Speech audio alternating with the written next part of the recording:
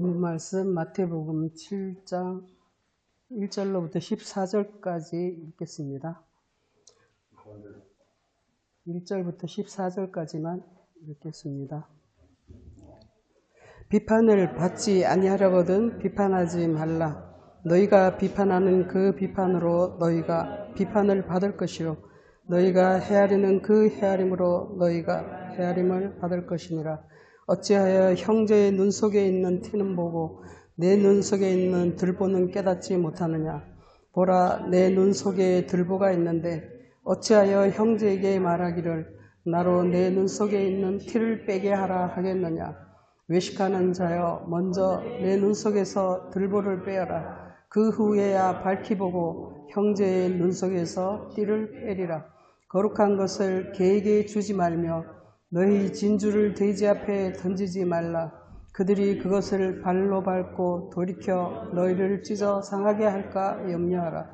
구하라, 그리하면 너희에게 주실 것이요 찾으라, 그리하면 찾아낼 것이요 문을 두드리라, 그리하면 너희에게 열릴 것이니 구하는 이마다 받을 것이요 찾는 이는 찾아낼 것이요 두드리는 이에게 열릴 것이니라. 너희 중에 누가 아들이 떡을 달라 하는데 돌을 주며 생선을 달라 하는데 뱀을 줄 사람이 있겠느냐. 너희가 악한 자라도 좋은 것으로 자식에게 줄 줄 알거든 하물며 하늘에 계신 너희 아버지께서 구하는 자에게 좋은 것으로 주시지 않겠느냐. 그러므로 무엇이든지 남에게 대접을 받고자 하는 대로 너희도 남을 대접하라. 이것이 율법이요 선지자니라. 좁은 문으로 들어가라. 멸망으로 인도하는 문은 크고 그 길이 넓어 그리로 들어가는 자가 많고 생명으로 인도하는 문은 좁고 길이 협착하여 찾는 자가 적음이라. 아멘. 끝까지 같은 말씀을 가지고 말씀하고 있는데 길어서 여기까지만 읽었습니다. 제가 주보에도 썼지만 이게 어렸을 때 소풍 가면 이렇게 보물찾기 많이 하지 않습니까? 보물을 찾아야 되는데 저는 소풍 가면 그 쪽지 바위 틈에 나무 틈에 막 이렇게 숨겨져 있는데 그거를 잘 못 찾겠더라고요. 그런데 어떤 애들은 많이 찾아와가지고 막 애들한테 나눠주고 그런 애들도 있었어요. 그런데 이 성경에 보니까 성경이 보물찾기와 같다는 거예요. 성경이 마태복음 13장에 보면은 천국은 마치 밭에 감추인 보화와 같다 이렇게 얘기를 했고 신명기에서도 그런 말씀을 하는데 신명기 33장 한번 보세요. 다들 바쁘셔서 성경 읽을 시간들이 없으니까 이럴 때 한 번씩 보십니다. 33장입니다. 33장 18절로 19절에 보면은 스불론에 대해서 말하고 18절에서 이사가리여 너는 장막에 있음을 즐거워하라. 여기서 그들이라는 말은 없더라고요. 그런데 백성들을 불러서 산에 이르게 하고 거기에서 의로운 제사를 드릴 것이며 바다의 풍부한 것과 모래에 감춰진 보배를 흡수하리로다. 이렇게 해서 장막에 있는 이사가는 장막에 있기 때문에 사람들을 불러가지고 거기에서 의로운 제사를 드리게 하고 그 바다의 풍부한 것과 그러니까 세상과 바다와 모래라는 것은 세상과 율법적 성경을 의미하시는 것 같아요. 그래서 거기에서 그 안에 감추인 보화들을 흡수한다는 것을 이렇게 설명하고 있습니다. 그래서 이 성경 자체가 많은 것들을 감춰놓기 있기 때문에 마태복음 13장에서도 그런 말씀이죠. 마태복음 13장 한번 보시면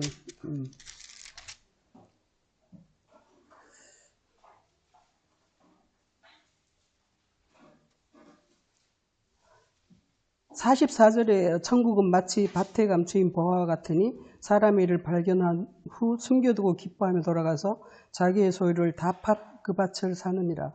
또 천국은 마치 좋은 진주를 구하는 장사와 같으니 극히 값진 진주 하나를 발견하며 가서 자기의 소유를 다 팔아 그 진주를 사느니라.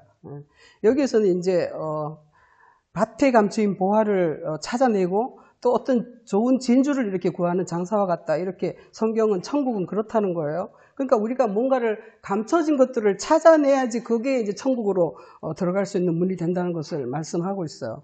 그래서 근데 이게 문제는 이 44장 46절을 보면은 중요한 말씀이 뭐냐면 이것을 자기 것으로 취하려면 반드시 자기 소유를 팔아야지 된다는 것을 여기에서 말하고 있어요. 그래서 값진 그 밭에 가서 보니까 보화가 있어. 얼른 자기 거를 그걸 막 숨겨두고는 자기 소유를 다 팔아가지고 그 밭을 샀다 이렇게 얘기를 하고 있고, 값진 진주 하나도 마찬가지로 자기 소유를 다 팔아서 그 진주를 사느니라 이렇게 말하고 있어요.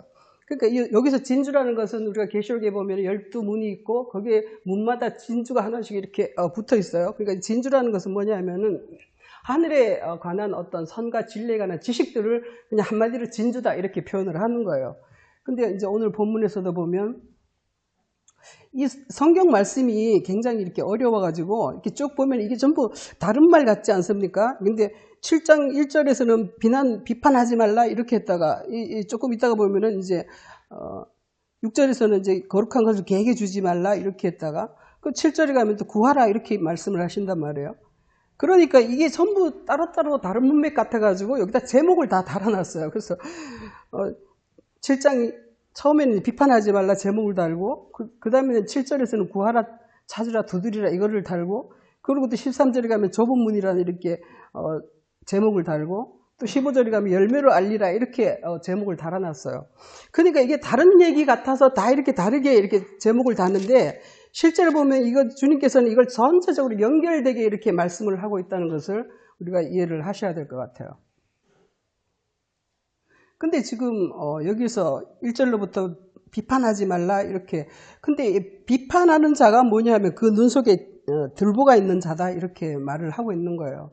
눈 속에 들보가 있는데 말하자면 눈은 마음의 등불이라고 몸의 등불이라 이렇게 하지 않습니까? 근데 눈이 들보가 있다는 것은 그 캄캄하다는 게, 성한 눈이 있으면 눈이 밝히 보고 이렇게 눈이 성하면 모든 것을 밝히 본다 이렇게 하셨는데, 이 들보가 있는데 밝히 보지도 못해요. 근데 남을 비난하기 바쁘다는 것이죠. 이게 뭐냐면 이 성경이라는 것은 율법적 눈이 있고 그리스도적 눈이 있는 거예요. 그래서 누가 우리의 눈으로 보느냐 하나님의 눈으로 보느냐에 따라서 내 눈에 들보가 씌워진 채로 세상을 이렇게 판단한다.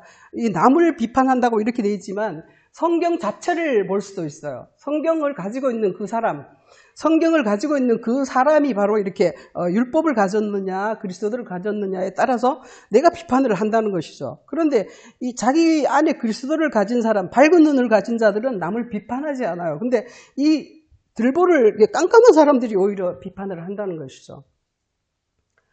그래서 외식하는 자, 이런 사람들을 주님께서 외식하는 자다 이렇게 말씀하시고, 그 들보를 먼저 빼라. 그러지 않고서는 어떻게 형제의 눈 속에 있는 티를 빼겠느냐 이렇게 말씀을 합니다. 근데 이 형제의 눈 속에 있는 티는 또 뭘까요? 제가 생각할 때 그런 것 같습니다. 예수님께서 제자들이 발을 씻기실 때 이렇게 말씀하세요.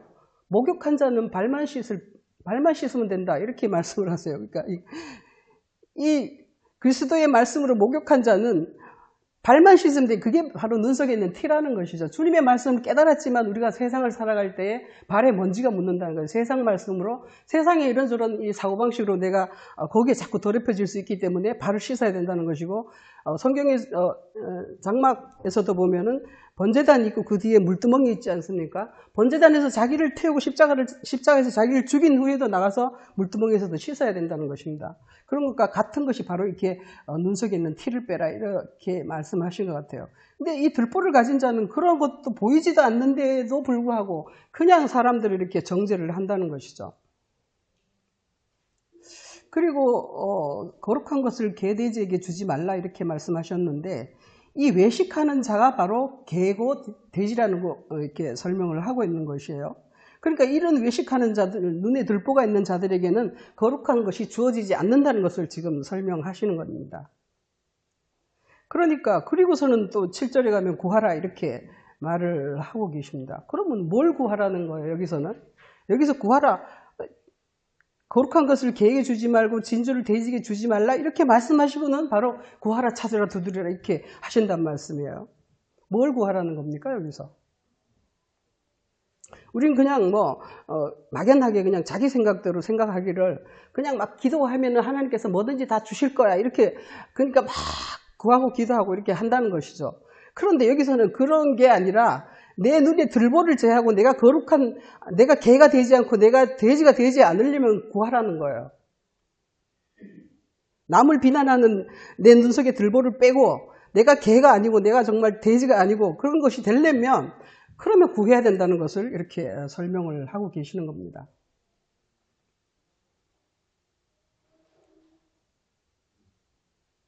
그래서 이 말씀은 너무나 유명한 말씀이지만 뭐 세상 사람들도 다 써먹는 말씀입니다. 구하라, 찾으라, 두드리라 이렇게 하시는 말씀인데, 구하라 그러면 너에게 주실 것이요. 구하라가 뭐냐 하면 이 영어로는 그냥 ask라고 되어 있더라고요.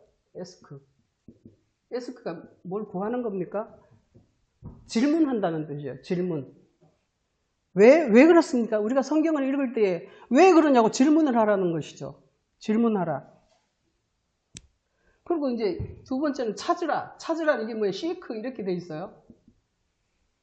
시크는 뭔가를 내가 이렇게 정말 찾으러 다니는 거죠. 성경을 창세기부터 계시록까지 찾으면서 내가 뭔가를 잘 모를 때는 창세기부터 계시록까지 찾아다니라는 거예요. 찾아다니면은 반드시 찾을 것이요. 이것도 찾고 이것도 찾는 건데 이거는 뭐냐? find를 썼어요. 발견할 것이다. 이렇게 쓴다는 것이죠. 두드리라. 그러면 열릴 것이니라. 이렇게 문을 그렇게 하다 보면은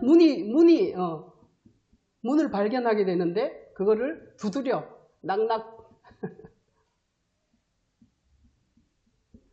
노크를 하면 이게 열린다. 오픈이 된다는 것이죠.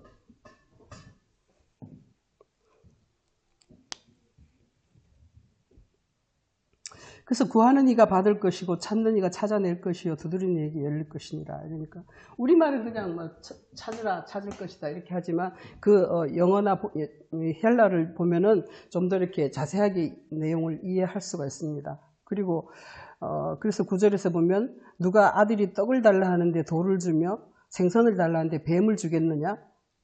너희가 악한 자라도 자식에게 좋은 것을 줄 줄 아는데 하나님 아버지께서 너희에게 좋은 걸 주시지 않겠느냐 이렇게 말씀을 하십니다.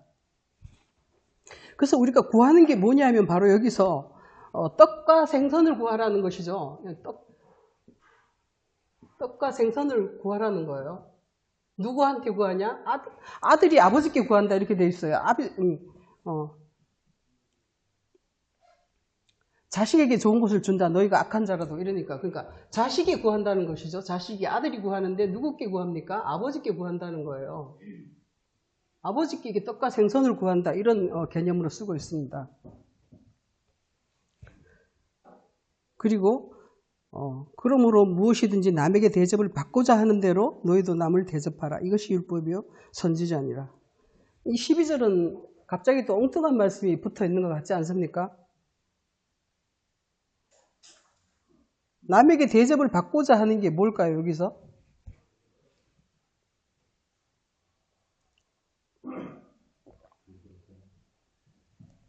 (12절에서) 무엇이든지 남에게 대접을 받고자 하는 대로 너희도 남을 대접하라. 이렇게 말씀을 하고 있어요. 그러니까 우리는 그냥 뭐 세상 사람들에게 사람들이 나한테 좋게 해주기를 바라면 너도 이웃 사람들한테 좋게 대해라. 뭐 가는 말이 고와야 올 말이 곱다. 뭐 이런 식으로 이렇게 이 말씀을 생각하고 있다는 말이에요. 그렇지만 이 성경에서 말하는 것은 그게 아니고 남에게 대접을 받고자 하는 대로, 여기서 남이라는 것은 누구냐면 바로 이 아버지가 남이에요.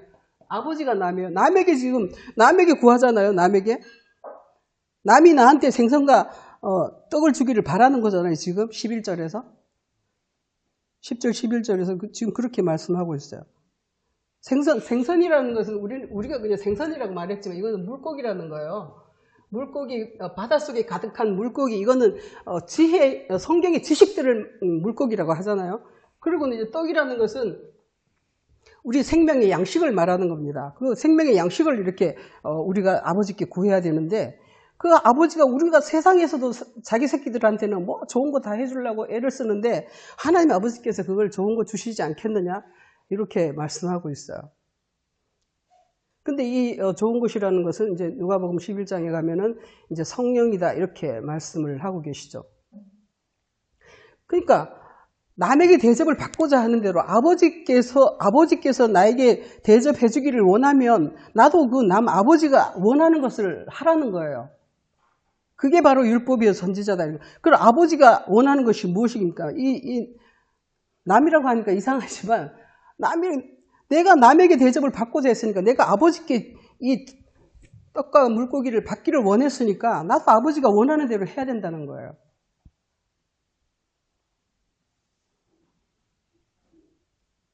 그리고선 이제 좁은 문으로 들어가라 이렇게 말씀을 하십니다. 내가 좁은 문으로 들어가는 게 남을 대접하는 거예요. 내가 좁은 문으로 들어가야 아버지로부터 이 떡과 생선을 받을 수가 있다는 것입니다. 이 좁은 문이, 갑자기 좁은 문이 나왔어요. 근데 좁은 문으로 들어가라 이렇게 말씀을 합니다. 좁은 문으로 들어가라 하는데 좁은 문이 있어야 들어가죠.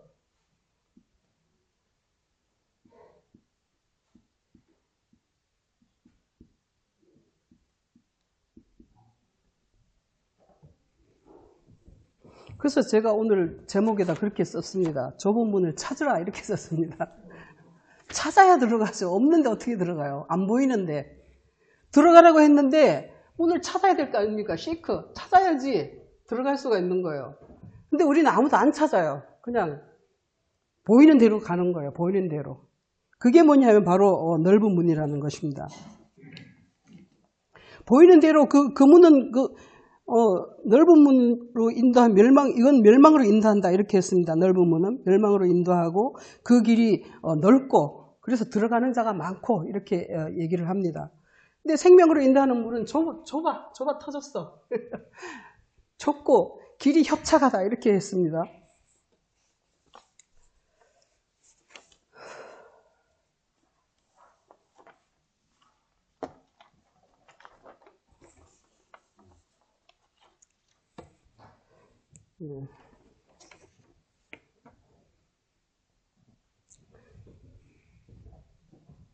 좁다는 뜻이 물론 이렇게 좁다는 뜻도 있습니다. 그렇지만 헬라어로 이게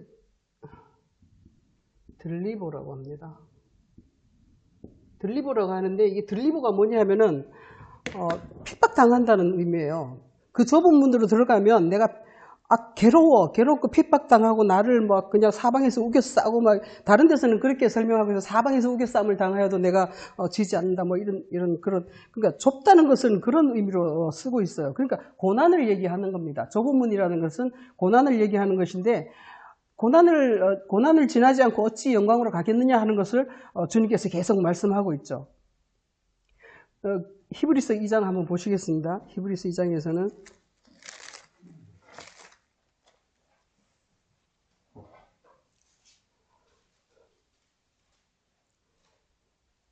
2장 10절에서 만물이 그를 위하고 또한 그런 말미암으니가 많은 아들들을 이끌어 영광에 들어가게 하신 일에 그들의 구원의 창시자를 구원의 주를 고난을 통하여 온전하게 하심이 합당하도다.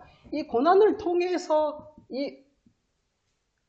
이 들리버라는 단어가 이 고난을 통해서 이렇게 들어가는 것을 영광의 세계로 들어가는 것을 말하고 있어요. 고난을 통해서 들어가는데 아까 마태복음 13장에서도 이렇게 천국의 그 밭을 살려면은 내 소유를 다 팔아야 돼요. 내 소유를 파는 것이 고난이에요. 내 소유를 팔아야 되는데 파는 것이 정말 고난이라는 것이에요. 내 소유를 파는 것이 쉽지가 않아요. 내가 알고 있는 지식, 내가 알고 있는 상식, 이것들이 자꾸 내 눈을 가리고 있기 때문에 이게 내 들보가 돼가지고 내가 그 속으로 들어갈 수가 없다는 것이죠. 그런데 그런 것들을 제거하고 내 눈의 들보를 제거하고 정말 세상으로부터 고난을 당하고 이런 것들이 굉장히 힘이 들어요. 그게 바로 좁은 문이라는 거예요.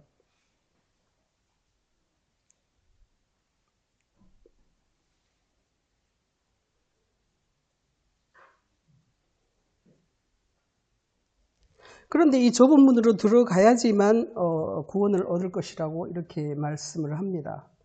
그래서 여기서 이제 쭉 이어지는 말씀이 좁은 문으로 들어가라. 멸망으로 인도하는 문은 크고 그 길이 넓어 들어가는 자가 많다. 그러니까 우리가 성경에 들어오기 시작하면 누구나 그냥 성경을 읽고 교회에 다니기 시작하면은 세상적인 뜻으로 문자적인 뜻으로 성경을 이해하고 역사적으로 도덕적으로 성경을 이해한단 말이에요. 그게 가장 쉬우니까. 그게 바로 뭐냐면 넓은 문이라는 거예요. 문이라는 것은 우리를 어디로 안으로 들어가게 하는 것이지 않습니까? 안으로 들어가야 되는데 들어간다는 것은 이 성경 자체는 하늘의 세계를 말하고 있어요. 성경이 성경이 하늘입니다. 성경 자체가 하늘이고 예수 그리스도고. 그런데 이 성경의 하늘 세계로 들어가려고 그러면 이 교회라는 것은 하늘의 세계가 이 땅에 있는 형태가 이렇게 교회라는 거예요. 그런데 이 하늘의 세계를 들어가야 되는데 이 하늘의 세계를 들어가는 방법이 두 가지가 있는 것이죠. 넓은 문의 방법이냐 아니면 좁은 문의 방법이냐.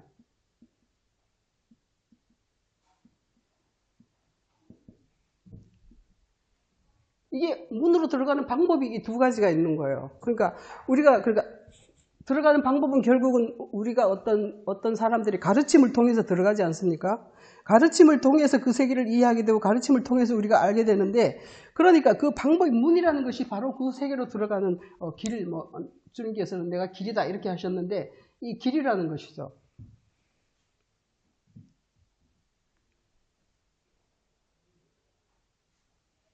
그래서 이제 15절로부터는 거짓 선지자들에 대해서 쭉 말씀을 하십니다.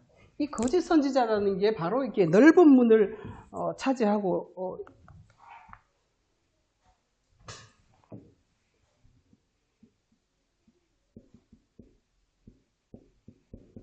성경에서 나오는 대다수의 사람들이 이 거짓 선지자에 속하죠. 저도 거짓 선지자에 속했고, 지금은 아니려고 그냥 좁은 문을 향해서 그냥 애를 쓰고 구하고 찾고 두드리고 이제 그러는 사이에 이제 좁은 문을 발견하게 되고 이제 그리로 들어가려고 애를 쓰고 이제 그러는 상황이죠. 우리 모두가 다 지금 그렇지 않습니까? 그래서 이 거짓 선지자들을 상가라. 이게 뭐냐면 바로 이 넓은 문을 차지하고 서가지고 사람들을 다 이리로 가게 한다는 것이죠. 이 넓은 문으로 다 들어가. 교회에 막 저기 나가면 다 우리 교회에서 전도하고 그럽니다. 다 이렇게 들어오라는 거예요. 들어와. 마태복음 22장 한번 보세요. 마태복음 22장 보면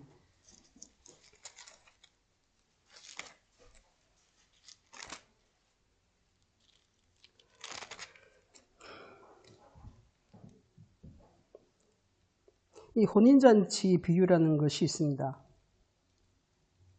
천국은 마치 자기 아들을 위하여 혼인잔치를 베푼 어떤 임금과 같으니, 그러니까 아들과 혼인시키기 위해서 신부들을 부르는 것이죠. 근데 이제 잔치에서 손님들이라고 이렇게 했는데 결국 혼인잔치에 들어오는 그 잔치에 들어오기 위해서 사람들을 다 부르는 거예요. 다 교회와 그렇게 불러대는 겁니다.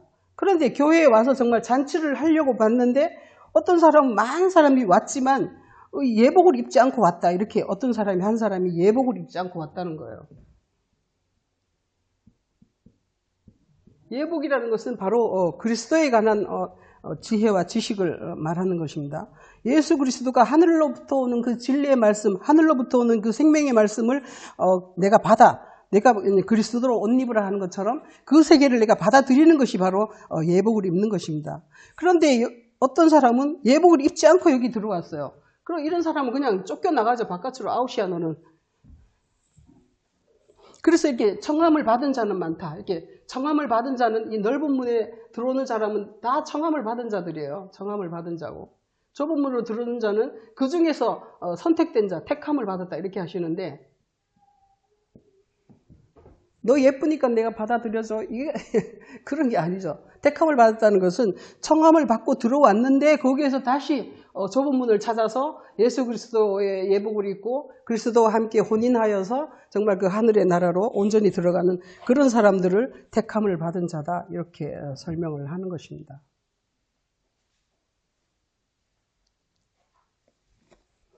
다시 본문을 보시면 그래서 거짓 선지자들은 이렇게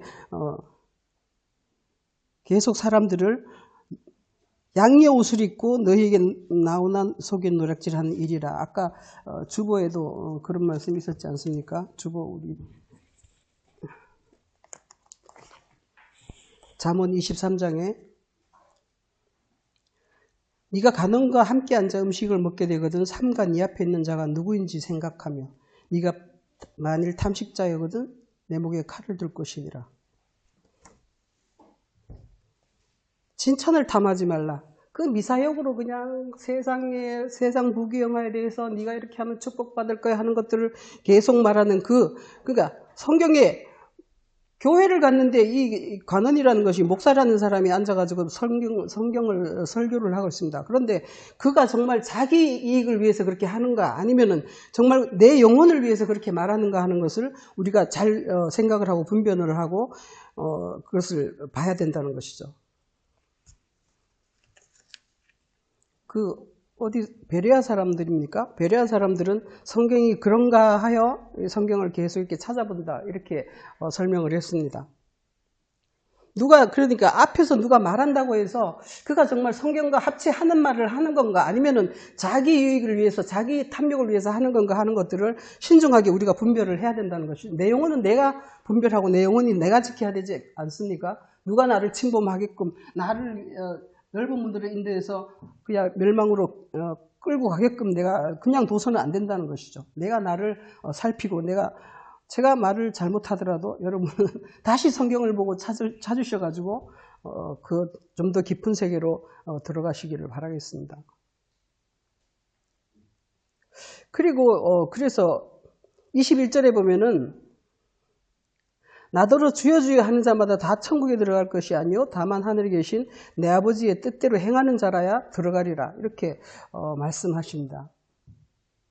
그랬더니 아버지 주여 주여 우리가 아버지 이름으로 주의 이름으로 선지자 노릇했고 귀신도 쫓아냈고 주의 이름으로 많은 권능을 행하였습니다.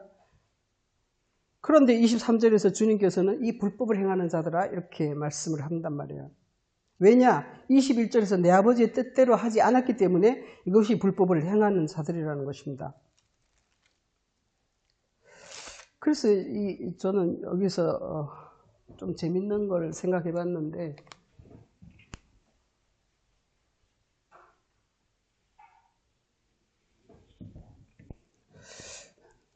아버지의 뜻대로 이렇게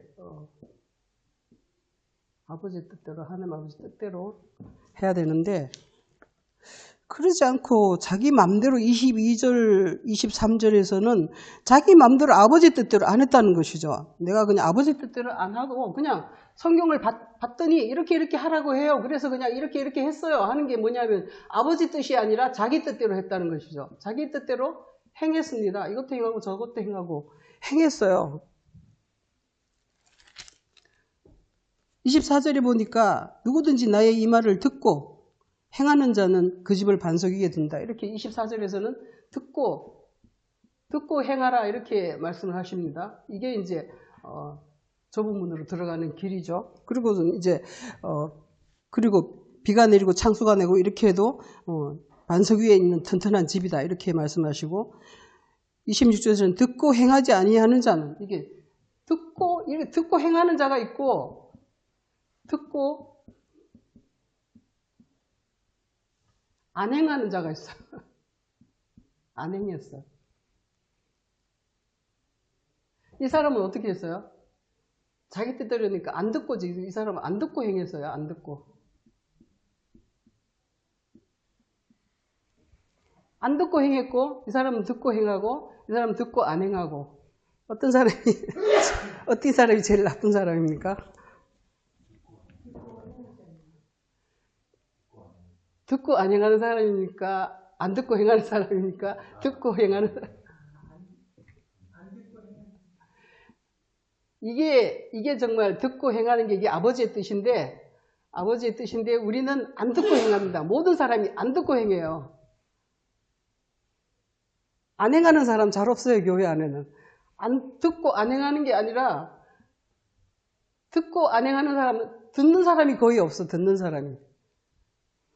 그리스도의 영의 말씀을 들어야 되는데 그리스도의 말씀을 듣고 행해야 되는데 그 말씀을 들어야 되는데 듣지 않고 그냥 지 맘대로 막 행해. 이게 뭐냐면 이게 넓은 문이라는 거예요.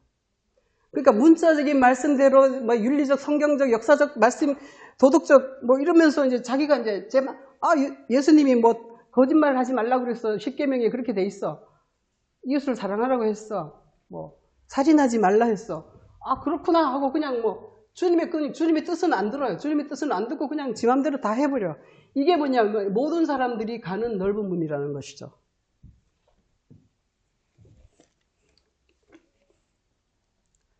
무너짐이 심하니라. 이렇게 결국은 이게 안 듣고 행하는 이 사람들이 지금 넓은 곳으로 들어가는 자예요. 거의 다 넓은 문으로 들어가는 거예요.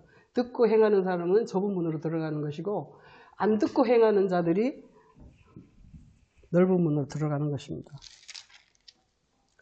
그래서 길게 설명을 했는데, 그리고 이제 제가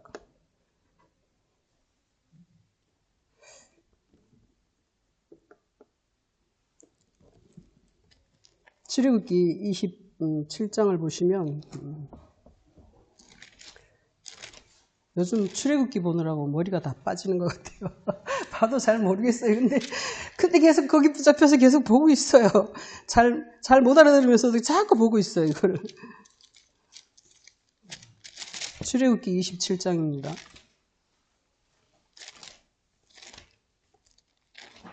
무슨 말인지도 잘 모르겠어요. 근데도 계속 이게 궁금해서 보고 있어요.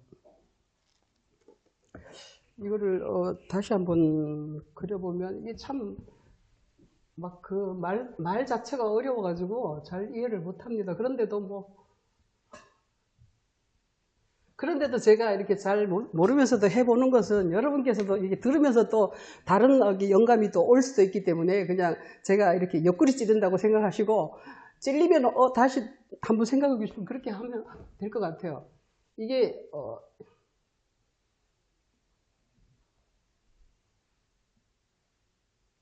이 그림상으로는 맞지 않습니다. 이쪽이 100규빗이라고 그래요. 100규빗. 여기는 50규빗. 그리고 요 안에 이렇게 성소가 있는데,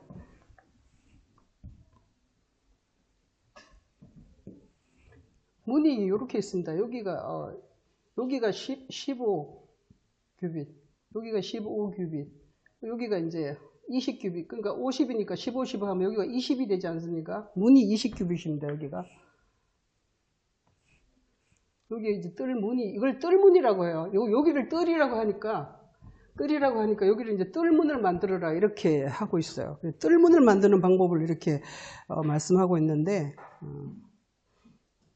뜰문을 위하여 청색 자색 홍색 쥘과 가늘게 꼰 벼실로 짠 20규빗의 휘장을 있게 할지니라. 기둥이 내시고 받침이 내시며 이렇게 말씀하고 있어요. 근데 성경에 보면은 이게 청색 자색 홍색 실로 이거를 문을 만들어야 돼요.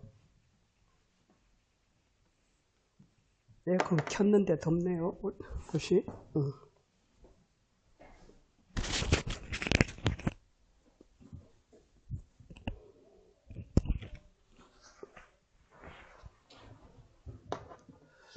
그래서 청색, 자색, 홍색, 가늘게 꼰 파인 린넨이라고 해서 흰색 실입니다. 이게 배실. 이걸 가지고 이렇게 문을 짜야 돼요. 휘장을 짜는데 이 휘장이 몇 개가 있냐면 여기에 한 개, 요 문에도 하나 있어요. 이걸 4개로 짜가지고 문을 만들어요. 그리고 여기에 들어가면서도 여기에도 하나. 그리고 이제 여기가 이제 휘장이죠. 여기는 문이고, 이걸 문을 다 다르게 말하고 있더라고요. 여기는 이제 휘장이라고 해서 커튼이 있습니다. 그런데 이거 다 3개를 다 요걸로 짜야 돼요. 그리고 짜고 이제 여기 이렇게 덮개가 있지 않습니까? 여기는 덮개가 없어요. 여기는 덮개가 없고 여기는 덮개가 있어요. 이렇게 텐트처럼 덮개가 되어 있는데, 여기에도 이 텐트로 요거를 짜가지고 요 안에다가 천사를 새겨요. 천사를 새겨가지고 여기 제일 안쪽에 요거를 덮어줘요. 그리고는 이제 염소털로 덮고 또 붉은색 양털 가지고 이렇게 덮고, 그 다음에 이제 물돼지 가죽이라 해서 제일 가에 덮고 이렇게 하는데, 그러니까 이 4개를 만드는 거예요. 이걸로 청색, 자색, 홍색 실을 꽈가지고 4개를 만드는데, 여기에 하나, 여기 하나, 여기 하나, 그리고 앙장이라고 해서 이렇게 덮는 커튼에 하나, 이렇게 덮는 천막에 하나, 이렇게 4개를 만듭니다. 그래서 요거는 이제 사마크라고 해가지고 가리게 이렇게 하는 것이고, 여기는 휘장인데 이거는 캐포레트라고 해서 또 다른 말을 쓰고 있어요. 그리고 이 뭐 보면은 너무 어려워서 그런데, 그래서 왜 이걸 왜 말하냐 하면은, 여기는 20규빗이고, 여기는 이제, 이게 50규빗이고, 요게 이제 10규빗이라고 해요. 요 문이 10규빗이라고 하더라고요. 그래서 제가 이렇게 보다 보니까, 예수님은 항상 말씀을 하실 때, 넓은 문, 좁은 문을 왜 어디서 가져왔을까? 그 생각이 드는 거예요. 항상 구약을 기초로 해가지고 말씀을 전개해 나가시지 않습니까? 예수님께서. 그러니까 구약 여기에서 나왔다는 것을 제가 언뜻 깨달은 거예요. 그래서 요 넓은 문과 여기 좁은 문이 여기 있는데 반밖에 안 되는 거예요. 20과 10규빗인데. 그래서 내가 넓은 문이 이제 요 문이 아닌가 했어요. 그랬는데 아침에 목사님이 문자 왔어요. 넓은 문이 멸망의 문이라고? 이건 말이 안 돼. 그렇게 문자 왔습니다. 저도 그거, 아니 이게 넓은 문이 그 문인데 하면서 이렇게 깨달음은 왔는데, 저도 사실 이렇게 이게 좀 말이 안 되지 않을까 했습니다. 그랬는데 보면 볼수록 그렇다는 게 맞다는 거예요. 왜냐하면 이 넓은 문으로 들어가서 번제단에 들어가 물두멍에 들어가지 않습니까? 사람들이 이 문은 누구나 다 들어가요. 이 넓은 문은, 이 문은 누구나 다 들어가요. 그러니까 청한자가 다 들어가요. 우리 예수님을 마태복음 12장인데요. 거기서 보면은 나는 안식일의 주인이다 해가지고 안식일이라고 이렇게 말합니다. 여러분, 안식이라는 게 그냥 어떤 날짜를 말하는 걸로 생각하지 않습니까? 안식일이라는 것은 안식 상태라는 것을 말해요. 천국 자체가 안식일이에요. 예수님 자체가 안식일입니다. 여기가 뭐냐면 이게 바로 이 장막 자체가 안식일이에요. 안식일. 이 장막이 안식일이라는 것이죠. 그리고 요 문은 샤르라고 해가지고 이 게이트, 대문을 말하는 것이고, 요 문은 열린 문 같은 뭐라 그러죠? 출입문 같은 그런 개념으로 다른 단어를 쓰고 있어요. 그래서 이제 저기 히브리 말로는 다른 말로 다 쓰고 있어요. 근데 여기는 이제 게이트예요. 그러니까 성경을 이스라엘 가보신 분은 아시겠지만, 이스라엘 예루살렘 성전이 있고 예루살렘 성이 있고 그 안에 성전이 있지 않습니까? 이 예루살렘 성이라고 생각하시면 될 것 같아요. 여기 백성들이 쭉 사방에 있고, 이건 예루살렘 성이고 그 안에 성전이 있잖아요. 이게 성전이라는 것이죠. 이게 성전이고 여기는 이제 예루살렘 성이에요. 그러니까 이건 성문이라는 것이죠. 이게 성문이야. 성문이고 여기 안에는 이제 성전 안으로 들어가는 것이죠. 이거는 성문이고 바깥문이라고 말하자면 바깥문이야. 예레미야 17장 한번 보시겠습니다.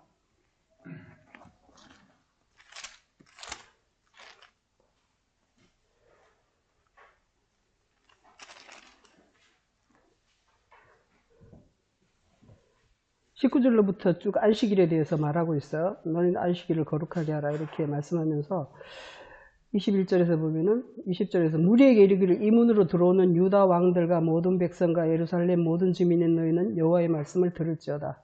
너희는 스스로 삼가서 안식일에 짐을 지고 예루살렘 문으로 들어오지 말며, 이렇게 그 안식일에 들어오는 예루살렘 문에 들어올 때 짐을 지고 들어오지 말라 이렇게 하고 있어요. 이 짐을 가지고 사람들이 다 이 문으로 들어온다는 거예요. 예루살렘 성문으로 이 짐을 가지고 들어오는데, 짐이 뭐냐? 아까 마태복음에서 말한 이 들보 이게 자기 짐입니다. 자기 생각, 세상에서 얻은 자기 육신의 어떤 지식들, 육신의 생각, 육신의 정욕 이런 것들이 다 그게 자기 지식이에요. 그게 다 자기 눈을 가리고 있다는 것이죠. 근데 이거를 다 치고 들어온단 말이에요. 치고 들어와. 예루살렘 들어오지 말며 이렇게 해가지고 이 치고 들어온 자들은 완전히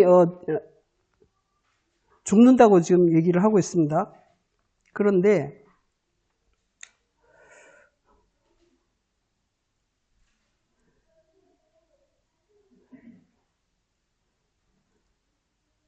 24절로 보면 여호와의 말씀이다. 너희가 만일 삼가 나를 순종하여 안식일에 짐을 지고 이 성문으로 들어오지 아니하며 안식일을 거룩히 하여 어떤 일이라도 하지 아니하면, 그러면은 이제 사람들이 26절에서 번제와 희생과 소제와 유향과 감사 제물을 여호와의 성전에 가지고 들어올 것이다. 이렇게 설명을 하고 있어요.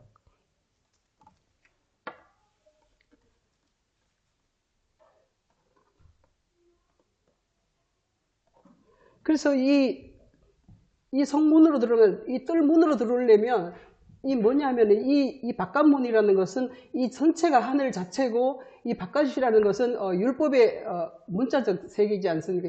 여기는 율법의 세계고 여기는 진리의 세계고 하나님의 사랑의 세계입니다. 이게. 그런데 이렇게 와서 너희는 잡을 때 그 짐승들을 와서 잡을 때 반드시 회막문 앞 여호와 앞에서 잡으라 이렇게 돼 있단 말이에요. 회막문 앞 여호와 앞에서 잡으라 이렇게 하는데 사람들이 그걸 하지 않아 이리 들어오면 다 끝인 줄 알아요. 들어와서는 목사들이 다 그렇게 말하니까 그냥 여기 들어와서 교회만 오면은 뭐 구원받습니다. 교회만 오면 뭐 복을 받습니다. 막 이렇게 하면서 자기 세상 복만 다 추구하게끔 여기서 다 거짓 선지자가 여기서 다 판을 치는 거예요. 거짓 선지자들이 이 마당에서 율법을 가지고 다 이렇게 사람들을 미혹을 합니다. 근데 오늘 지금 서목사님 질문하신 것처럼 이게 뜰문이 왜 멸망의 문이냐 이렇게 말씀을 하셨단 말이에요. 그 뜰문이라는 것은 뭐냐면 율법 속으로 들어온다는 것이죠. 율법 속으로 들어오는 것인데 왜 그게 멸망의 문이 되겠느냐 하는 것을 말씀하셨어요. 그래서 로마서 7장에서 보면은 이런 말씀이 있습니다. 로마서 7장 한번 보세요.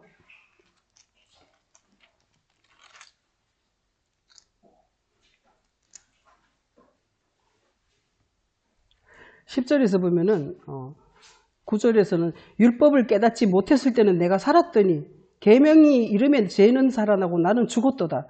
나를 죽이는 말씀이라는 것이죠.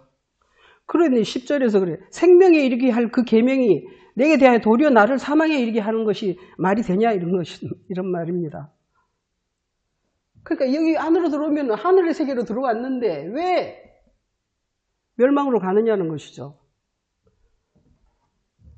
우리가 말씀 속으로 들어왔는데 왜 멸망으로 가겠습니까? 그리고 말씀 속으로 왔으면 끝까지 말씀은 그리스도 앞에 와서 그리스도 앞에서 자기 죄를 회개하고 번제단에다 자기를 죽이고 물두멍에서 자기를 씻고 이렇게 하고서는 그리스도 가르침 속으로 들어가야 되는데 그러지 못한다는 것이 바로 이렇게 오늘의 이 설명입니다. 로마서 7장이 율법이 선한데 나를 오히려 죽이냐? 여기 있으면 죽어요. 여기 들어가야지. 여호와 앞에 이 회막문이라고 하는데 회막문이라는 것은 모이는 곳이다, 절기다 이런 개념인데 그리스도와 모이는 곳이 바로 여기 앞이라는 것이에요. 그러니까 율법은 나를 생명으로 이르게 할 그 계명이 율법은 거룩하고 계명도 거룩하고 의롭고 선하다. 그런데 그게 나한테 도리어 사망이 되었느냐 이렇게 말씀합니다. 그런데 그 왜 그러냐 하면 14절에서 우리가 율법은 신령한 줄 아는데 나는 육신에 속하여 죄 아래 팔렸도다. 내가 육신 상태에 있기 때문에 이 율법이 나를 죄로 정죄를 한다는 것이죠.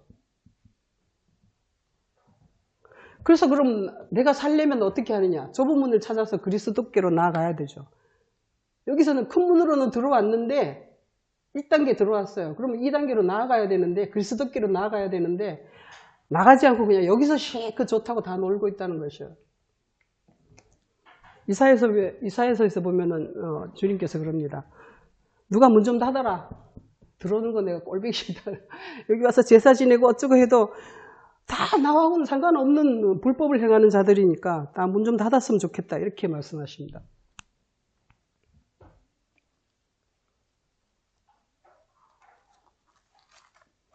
이 회막문 앞이라는 것이 여기가 회막문인데 회막문이고 여기는 뜰문입니다. 뜰문. 여기 회막문이라는 것이 바로 예수 그리스도와 만나는 곳이 이 회막문이에요. 뜰문은 누구나 다 들어와 하는 것이 이제 뜰문입니다. 누구나 다 들어와서 이렇게 구원을 받기를 원하는 마음에서 누구나 다 불러 뭐 길거리 사방에 나가서 사람들을 다 불러 모아라. 혼인잔치에 손님들을 다 청하라 이렇게 하는데 사람들이 많이 왔어요. 그런데 그 정말 예수 그리스도의 그 진리의 말씀을 들으려고 모이느냐 안 모이느냐 하는 것이 이게 지금 관건이죠.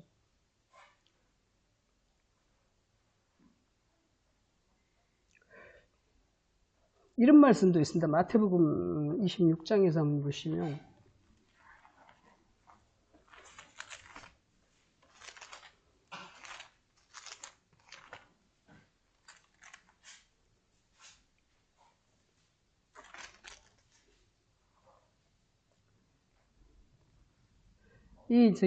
누굽니까?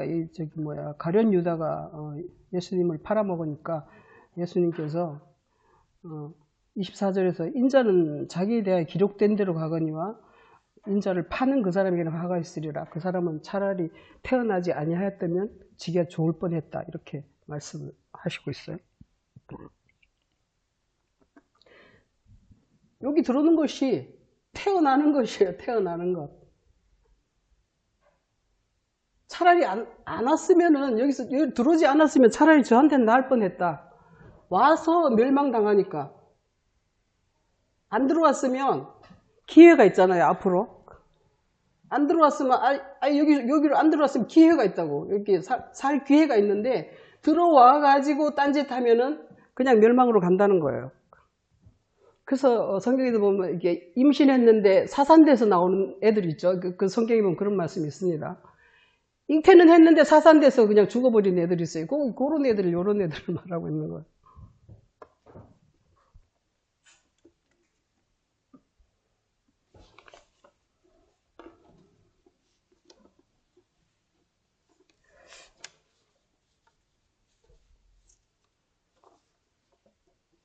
그래서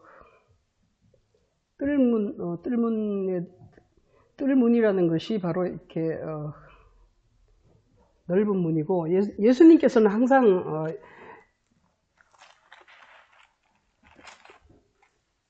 낙타를 타고 오신다 이런 말씀 하시지 않습니까? 낙이 타고 오신다 이렇게 얘기를 하시는데, 나귀를 타고 그 위에 이제 주님께서 오시는데, 낙이라는 것은 이게 문자적인 성경 말씀을 의미하고, 주님이라는 것은 하늘에서 내려오는 진리의 말씀을 의미하는 것입니다. 그래서 주님은 항상 이 나귀를 타고 그걸 설명하시는 거예요. 그래서 오늘도 넓은 문과 좁은 문을 말씀하셨을 때 이 나귀를 타고 오셨기 때문에 제가 그게 출입문이라는 것이 이게 뜰문과 연결이 된다는 것을 제가 얼핏 깨달았어요. 근데 찾아보면 찾아볼수록 그렇다는 것이 맞다는 거예요. 그래서 이 넓은 문으로 들어왔지만 반드시 이 진리의 세계로 들어가야 되고, 그래서 그 성장한 만큼 주님과 연합하면 자기가 이렇게 한 몸을 이루면서 하나님과 혼인잔치에 들어가는 그런 정결한 처녀들이 된다는 것을 말하고 있습니다.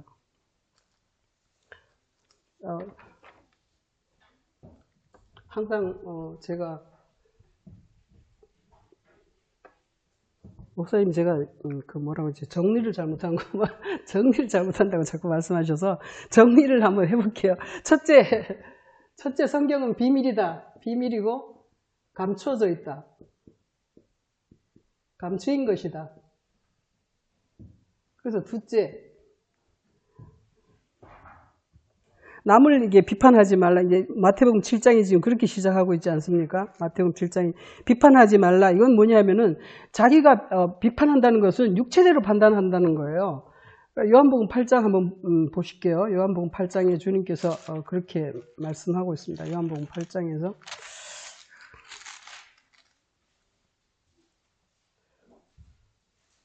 너희는 8장 15절에서 너희는 육체를 따라 판단한다. 이렇게 육체를 따라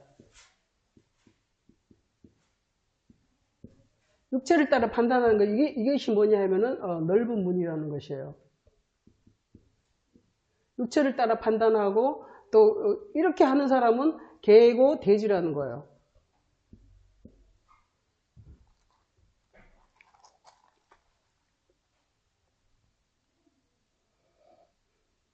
그리고 요한복음 7장 24절에서도 보면은 외모로 판단한다. 이걸 이제 외모로 판단한다 이렇게 말씀하십니다.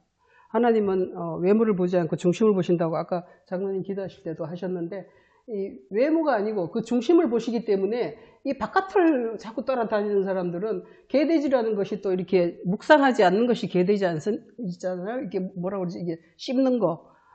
레위기 11장에서 말하는 응? 되새김을 해야 되는데 이거를 안 한다는 거예요. 이게 개돼지들은. 이게 뭐냐면 바로 이게 넓은 문이고, 그러니까 되새김을 해야지 계속 씹고 성경을 그러니까 구하고 두드리고 찾고 하는 것이 뭐냐면 되새김질이죠. 되새김질을 해야지 그 속에 이렇게 영양가가 드러나고 그 좁은 문이 드러나고, 그래서 내가 그리로 들어갈 수 있다는 것입니다. 그래서 그런데 셋째, 이 좁은 문으로 들어가려면 고난이 따른다. 자기 소유를 다 팔아야 된다. 그리고 아버지 뜻대로 해야 된다. 듣고 행해야 된다. 듣고.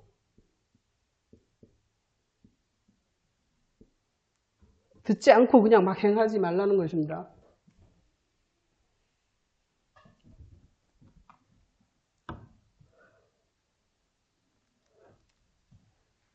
소유를 팔고 아버지 음성을 듣고 이런 것들이 다 이렇게 고난이에요. 고난이 그게 그리고 또 우리가 또 그 영적 의미를 가지고 성경을 설명하면 사람들이 우리를 또 막 비난도 해요. 핍박도 해요. 저거 뭐 신천지 아니야? 막 이렇게 막 비난도 하는데 거짓 선지자가 우리를 거짓 선지자라고 해요. 그러니까 어이가 없는 것이죠, 오히려.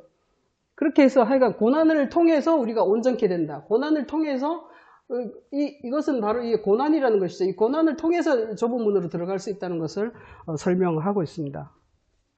그리고 이제 청한 자와 택한 자라는 것인데 이게 바로 여기는 청한 자라는 것이고 여기는 이제 택한 자라는 것입니다. 좁은 문은 택한 자라는 것이고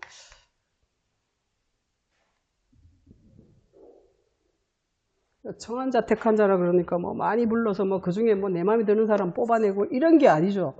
정말 그리스도의 아버지의 뜻대로 내가 행하는가, 아버지 뜻을 듣고자 하는가, 아버지가 원하는 그 길로 가는가, 그 사람을 보시고 그 사람이 바로 택한 자가 된다는 것이죠.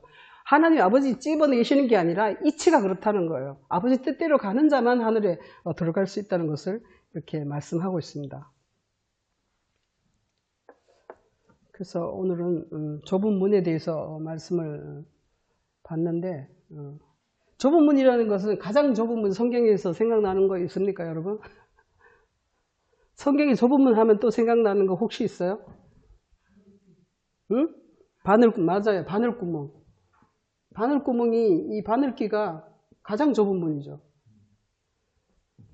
바늘구멍은 어떻게 되냐면 마태복음 19장 한번 보실게요. 마태복음 19장입니다.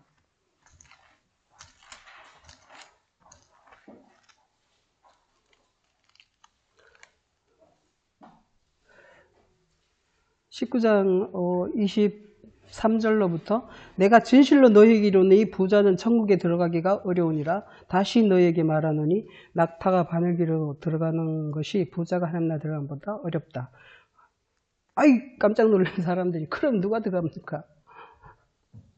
사람으로는 할 수 없으나 하나님으로서는 다 하실 수 있느니라. 이렇게 사람은 육이요 하나님은 영이시기 때문에 그 바늘구멍을 통과하려면 영이 되면은 통과할 수 있다는 것이죠. 그러니까 예수 그리스도의 말씀이면 통과할 수 있다는 것입니다.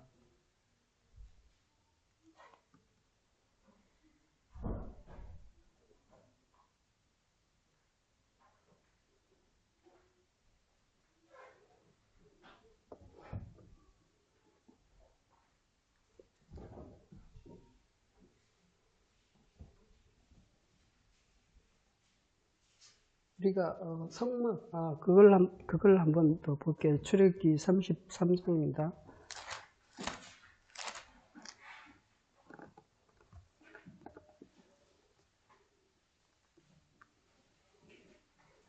(33장) 7절에서 보면은 33장에서 여호와께서 화가 나셨습니다. 여호와께서 화가 나셔서 너희는 가나안 땅으로 가든지 말든지 나는 너와 함께 안 하겠다 이렇게 말씀을 하고 있어요. 그리고는 이제 너희들이 가진 장신구 다 떼어내라 이렇게 하시는데 그게 뭐냐면 그 영적 지식들을 말하고 있어요. 그러니까 그런 것들을 막 이렇게 붙이고 있는 건데 그걸 다 떼어내라 이렇게 하시고 7절에 보면은 모세가 항상 장막을 취하여 진 밖에 뒀다 이렇게 합니다. 요게 이렇게 안에 있는 게 장막이고 요게 이렇게 진인데 요거를 치워가지고 다른 데 갖다 놨어요. 왜냐 여기 이것들이 들어와서는 이리로 안 들어오고 여기서만 놀고 있으니까 주님이 화가 나서 이걸 들어서 이쪽으로 갖다 옮겨버리셨어요. 그러니까 넓은 문으로 들어가봐 여기서 요 안에 이게 없는데 회막이 없는데 성막이 없는데 여기 안에 여기 들어가봤자 주님의 나라로 들어갈 수가 없죠. 이 33장에서는 그거를 기록하고 있습니다. 그랬더니 모세가 해막에 모세가 이렇게 주님께 기도할 때는 요리로 가서요. 요리로 가서 하고 여기 사람들은 사방에 이렇게 진을 치고 있습니다. 그러니까 사람들이 또 이렇게 여호수아는 막 거기 이제 막 그걸 막 이렇게 쳐다보고 있어요. 해막을 떠나지 않고 눈의 아들 젊은 수종자 요한은 해막을 떠나지 아니하니라 이렇게. 그러니까 여호수아는 여기 있어요. 여호수아는 안 떠나. 근데 모세는 떠나서 이리로 돌아왔어요. 여호수아는 안 떠나고 계속 그 해막에 진을 치고 있습니다. 이것을 볼 때도 여기가 넓은 문이라는 것이, 넓은 문이 멸망의 문이라는 것이 확실합니다. 그리고 여기는 이제 좁은 문, 여호수아가 지키고 있는 회막이 바로 좁은 문이라는 것을 말씀하고 있습니다. 마치겠습니다. 하나님 아버지, 오늘은 주께서 우리를 인도하시고자, 좁은 문으로 인도하시고자 어려운 말씀을 주셨지만 찾고 구하고 두드리면 주님께서 열어주신다고 하셨음에 주님의 말씀을 깊이 묵상하고자 합니다. 주님께서 항상 우리를 인도하시고 그 좁은 문의 세계, 좁은 문을 지나고 나면 하늘의 넓은 곳이 나타나는 것을 우리가 알고 있습니다. 넓은 하늘의 세계에서 우리가 날아다니는 천사와 같이 그렇게 마음껏 날아다닐 수 있도록 주님 항상 우리를 인도하여 주시옵소서. 감사하며 예수 그리스도 이름으로 기도드립니다. 아멘.